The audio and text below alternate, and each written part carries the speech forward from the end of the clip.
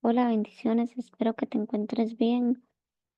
Vamos a compartir el curso de las 100 horas, la lección número 8. Voy a compartirte la pantalla para que puedas observar la presentación. Ok, vamos a ir a compartir primero el libro del profeta Ezequiel.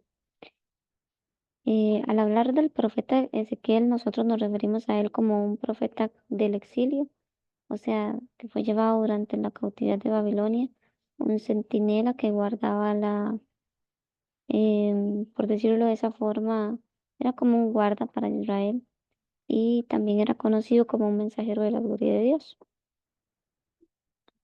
Por otra parte, vamos a ir bajando en la presentación. Este contexto que les hablaba del exilio, ¿verdad? Es que fueron llevados a Babilonia durante el cautiverio que se vivió debido a que fueron sacados de su tierra.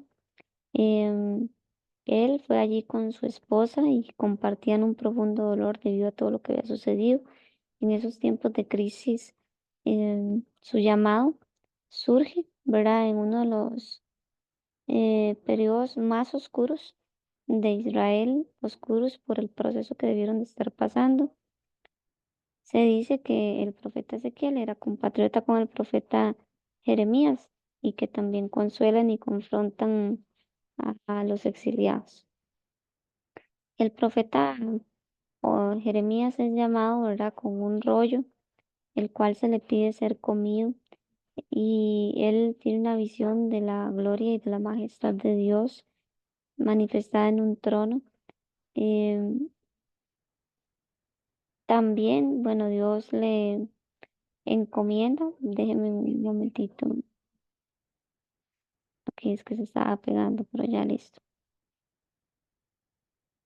Dios le encomienda a este profeta comerse este rollo, el cual traía ayes y lamentos, o sea, dolores. Y como tal vez había miel, pero también era algo muy amargo que iba a pasar el pueblo en ese momento. La función como centinela tenía que ver en tres direcciones, en advertir de que iba a haber una consecuencia del pecado, en llamar a un arrepentimiento del pueblo hacia Dios, y en proteger en qué sentido, en que él decía, si yo a ustedes yo no les predico, entonces esa sangre va a ser derramada en mi propia mano. Entonces él prefirió obviamente invocar o indicar ese mensaje. ¿Cómo fue la forma en que él trabajó sus mensajes? Dice que él vio visiones y también representaba de forma alegórica, o sea, por medio de imágenes.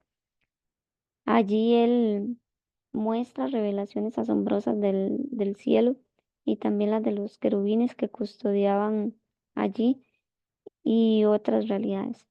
Por medio de símbolos y acciones, ¿verdad? Por ejemplo, él muestra símbolos demostrando lo grave que es la idolatría que se está cometiendo en ese tiempo y cómo Jerusalén iba a caer inmediatamente. Él pronuncia ciertas sentencias a las naciones, a ciertas naciones en especial, a Amón y a Moab, a Edom y a los filisteos, a Tiro y a Sidón y a Egipto. Dentro de eso, bueno, cada juicio que él indica es por una causa y tiene un propósito también de parte del Señor. Por ejemplo, Moab y Amón son castigados o dados a juicio porque ellos se burlan de cuando hubo una ruina en el templo. Y el propósito de esa sentencia es que reconocieran que solo Jehová es Dios. Los de Edom, por ejemplo, ellos manifiestan una venganza contra Judá, ante la cual Dios dice que ellos van a ser retribuidos por todos esos actos que cometieron. En lo que es Tiro y Sidón, por ejemplo, ellos decían que su orgullo era por todas las riquezas comerciales que poseían, más Dios lo que quería hacer ver era como que no era suficiente lo humano.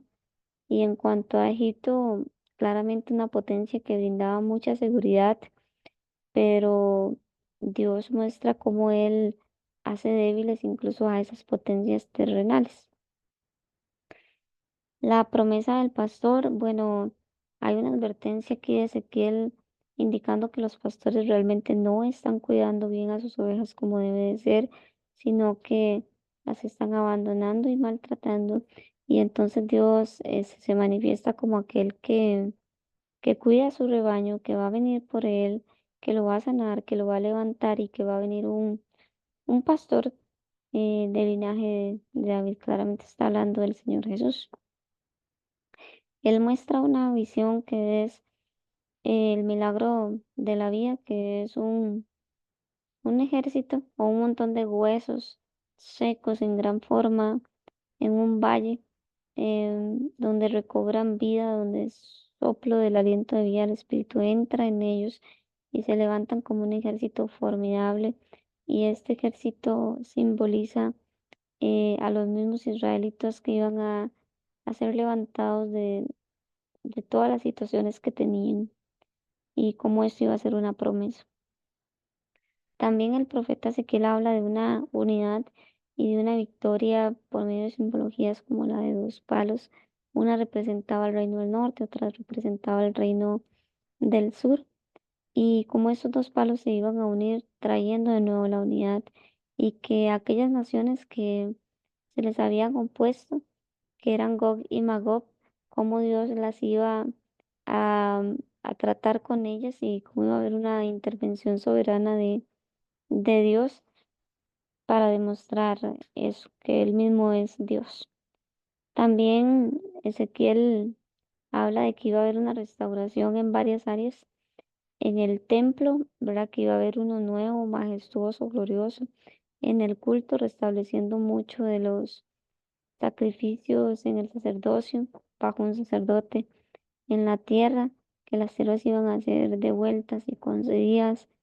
Y en la ciudad, que las 12 tribus, ¿verdad? Iban a unificarse para tratar de habitar en ello en paz.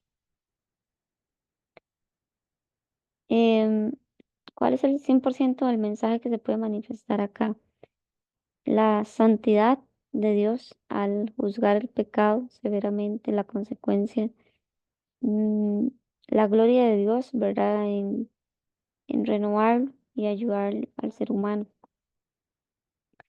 Para terminar el libro del profeta Ezequiel podemos escuchar unas preguntas para ver si nos identificamos con este profeta y podríamos nosotros preguntarnos si hay alguna forma de idolatría en nuestras vidas que ya que radicaron nuestro corazón, si estamos permitiendo que el Espíritu Santo nos restaure las áreas que están secas en nuestra vida y si nosotros confiamos realmente en Dios como pastor, en el sentido de que Él nos recuerde esas promesas de provisión, de tener un descanso y si estamos realmente descansando en esas promesas. Voy a dejarles de compartir pantalla y también para cerrar la presentación y abrirla del próximo profeta, vamos a abrirla primero, solo regálenme un momento. Vamos a ver. El profeta que sigue es el profeta Daniel.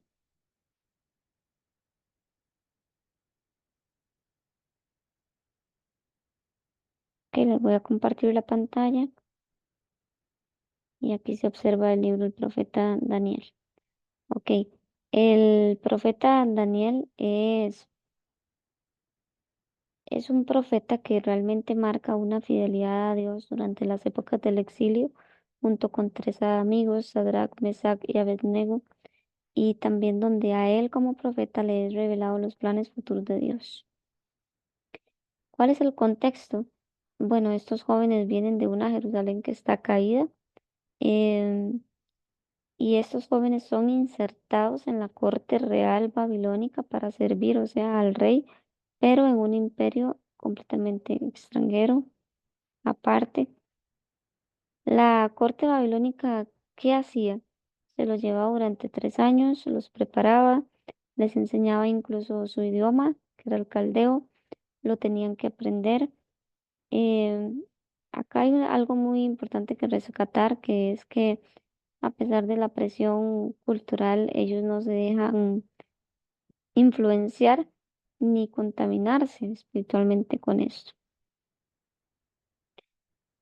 Em, Hay varios sueños que tiene el rey. El primero es una revelación que nadie, ni, ni mago, ni hechicero, ninguno de los que tenía el rey, claramente que no conocían al Señor, pudo interpretarlo. Ese sueño, solo Daniel, cuando fue y busca al Señor y le es revelado ese sueño.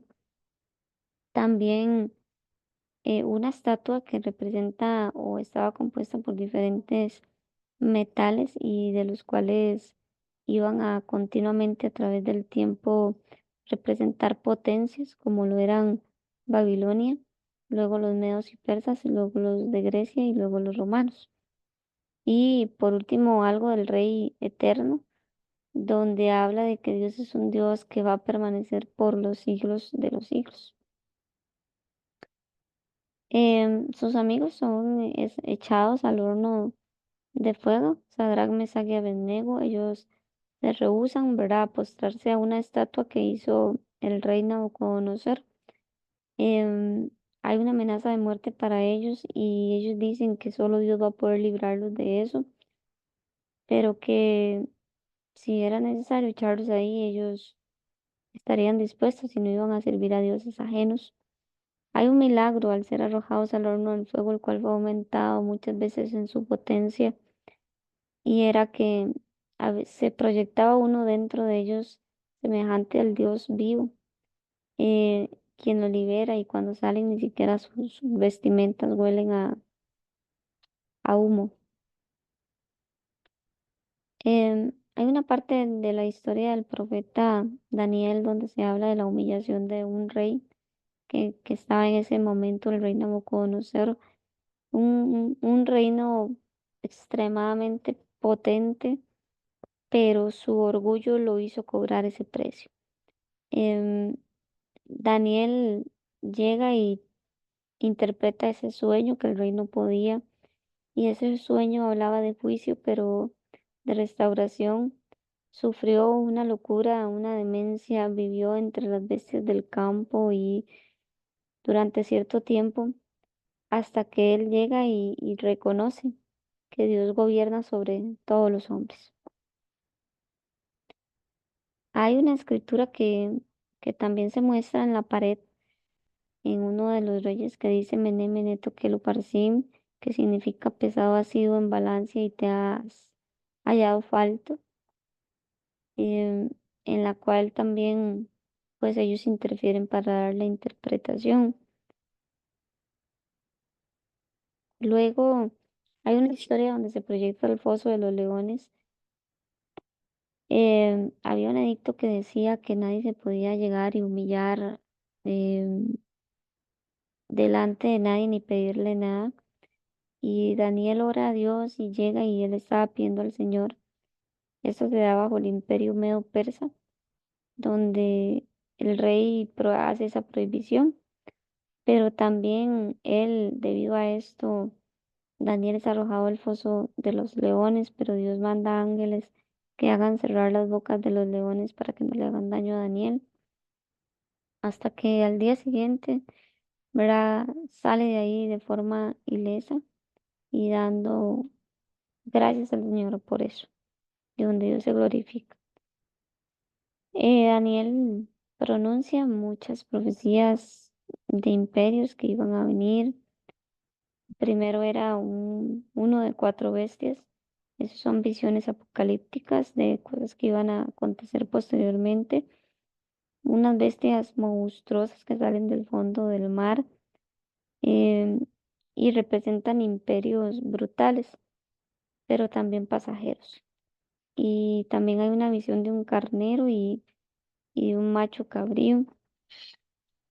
Y esto detalla pues estas dos figuras del carnero y del macho cabrío, futuras guerras entre persas y griegos que efectivamente se dieron tiempo después. Habla también el profeta Ezequiel del anciano de días, el cual es el Señor, que está en un tribunal celestial. Em, Más adelante también habla de ciertas promesas, vamos a adelantarnos un poquito nada más, del Mesías. Hay una oración de intercesión donde hay un arrepentimiento muy profundo de confesión del pecado y donde se busca la misericordia.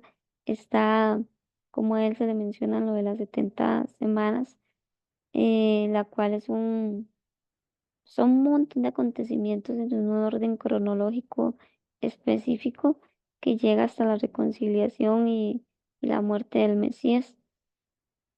Un control sobre el futuro. em, Hay revelaciones para Daniel específicamente de los reyes persas, de Alejandro Magno y muchas guerras que iban a suceder después. También habla de la resurrección final. En esto, una resurrección para una resurrección para los sabios y demás que iban a ser resucitados para vida eterna, mientras que los malvados para ser enjuiciados. Entonces, habla de cómo se iba a llegar al cielo, eh, y, y ese juicio que iba a haber, ¿verdad? En en ese momento. También habla de cómo Dios iba a ser soberano sobre reyes y sobre naciones, por ejemplo, con el gobernante Nabucodonosor. eh, Podemos ver acontecimientos importantes como el sueño de la estatua y la locura. En Belsasar, ese rey es el que se le escribe en la pared, em, que ha sido pesado en balanza, Mene Mene Tekel Uparsin. Luego Darío el Medo, que él es el que conspira y tira el rostro de los leones a Daniel. Y Ciro o los reyes persas, que fueron los que dictaron edictos o oraciones y verdad y demás. Y acá habla como de cómo Dios pesa cada una de esas cosas. Para finalizar la presentación del profeta Daniel hay que hacernos varias preguntas para compararnos con él. Y la primera es, ¿estamos nosotros permaneciendo fieles a Dios bajo la presión incluso de una cultura moderna que nos rodea? Em, ¿Estamos nosotros adorando incluso cuando los demás no decían realizarlo? Em, Confío yo que realmente el poder de Dios puede vencer todo lo humano. Lo estoy viviendo esa realidad en mi vida. Entonces, bueno, esta es la primera parte. Para terminar los profetas mayores, voy a dejar de compartir la pantalla. Em, Espero haya sido entendible. En una próxima grabación les estaré realizando el complemento de todos los profetas menores.